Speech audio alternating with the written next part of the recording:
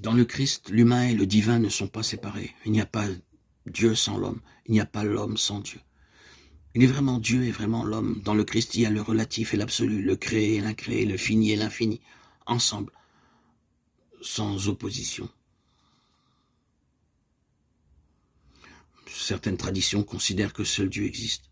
La matière, le monde n'existe pas. Et d'autres écoles disent que seule la matière, le monde existe, et que Dieu n'existe pas. Or, je ne peux nier ni l'un ni l'autre, je ne peux nier la réalité de la matière, et je ne peux nier non plus que dans le regard d'un enfant, d'un être, il y a quelque chose de plus que de la matière, une autre dimension qui apparaît à travers cette forme matérielle. C'est le sens de la croix, l'union de la verticale et de l'horizontale, c'est-à-dire l'union de la transcendance de l'autre, du tout autre, de l'inconnu avec le sens de l'horizontale, c'est-à-dire de la matière du monde, de la société, des autres. Les deux ne sont pas séparés. Le Christ sur la croix, c'est justement celui qui unit les deux, Dieu et l'homme, celui qu'il appelle son Père et ceux qu'il appelle ses frères. C'est un aspect de connaissance à intégrer. Quand on parle du Christ, ce n'est pas d'une vérité intellectuelle qu'il s'agit, mais d'un mode d'être, un mode de vie qui justement n'oppose rien. Pour moi, c'est la non-dualité incarnée, la non-opposition entre le matériel et le spirituel. On peut les vivre ensemble. Il y a aussi une non-dualité entre l'amour humain et l'amour divin. Comme on a pu dire du sage que c'est celui à qui la sagesse manque, l'imbécile, lui, ne manque rien, il ne lui manque rien. Le mystique est celui à qui l'être manque. Le religieux, lui, ne manque pas d'être plus ou moins bien déifié. Et cela n'est-il pas au plus propre de l'homme, un étant à qui l'être manque?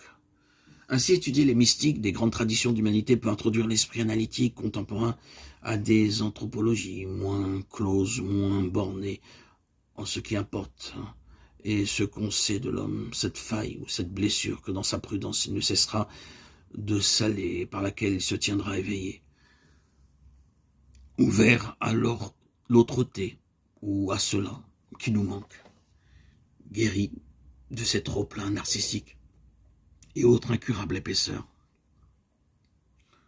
Tous ceux qui parlent de Dieu ne parlent en effet que d'eux-mêmes, de ce qu'ils ont de meilleur ou de pire. Dieu n'est souvent que leur expérience la plus extrême, une subtile et ultime idole de soi. Un je ne peut parler que de ce qu'il connaît, c'est-à-dire de ce qu'il est capable de contenir.